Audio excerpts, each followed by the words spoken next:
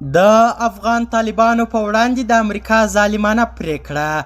امریکا تازه د افغان تجهیزاتو، چورلکو او نورو وسایلو کوم چې ازبکستان او ترکمنستان ته وړل سوي په اړه عجیبه پریکړه وکړل. د افغانستان دغه وړل سوي تجهیزات چاته ورکول کیږي؟ پینټاګون کومه پریکړه کړې؟ په اړه د طالبانو دریځ څه دی؟ ویډیو بشپړ تعقیب کړئ، په هر څه به پوه سئ. سلامونه قدرمنو لیدونکو، زموږ مشال پریس چینل ته ښه راغلاست. امریکا وایي ازبکستان او تاجکستان ته وړل سوي چورلکې طالبانو ته نه ورکوو. د امریکا د متحده ایالاتو د دفاع وزارت یعنی پینټاګون وایي چې د افغانستان د مخکني پوځ هغه لسګونه چورلکې به طالبانو ته ور نه کړي چې د جمهوري نظام له سقوط سره افغان پیلوټانو ازبکستان او تاجکستان هیوادونو ته وړي دي. دا چورلکې تر ډیره د امریکا متحده ایالاتو د افغانستان جمهوري پوځ ته په واک کې ورکړي وي.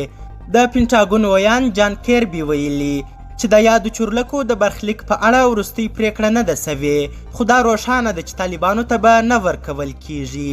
څه موده مخکې د طالبانو د دفاع وزیر ملا محمد یعقوب مجاهد ازبکستان او تاجکستان ته خبرداری ورکړ چې د طالبانو صبر دې نور نه ازمایي او د مخکني پوځ یا د چورلکې دي طالبانو ته وسپاري. مخکې ویل سوي وو چې ازبکستان او تاجکستان له امریکا متحده ایالاتو څخه دوی ته د وروړل سو افغان چورلکو د سپارلو غوښتنه کړې وه، خو اوس دا معلومه خبره ده چې د یادو هیوادونو سره به د افغان طالبانو مخالفت او نښته رامنځته کیږي، ځکه د دفاع وزیر زیاته کړې وه چې زموږ صبر دې نور نه ازمایي. د هغه په وینا موږ نور صبر نسو کولی چې په هره لار وي باید یاد تجهیزات دوی ته وسپاري او دوی دې جنګ ته نه هڅوي. قدرمنو لیدونکو، تاسې د امریکا د دغې پریکړې په اړه څه نظر لرئ؟ نظریات مو کمنټونو کې شریک کړئ او زموږ همدغه یوټیوب چینل هم سبسکرایب کړئ. تر بیا او بلې ویډیو ښه وخت، ښې چارې، د الله پامان.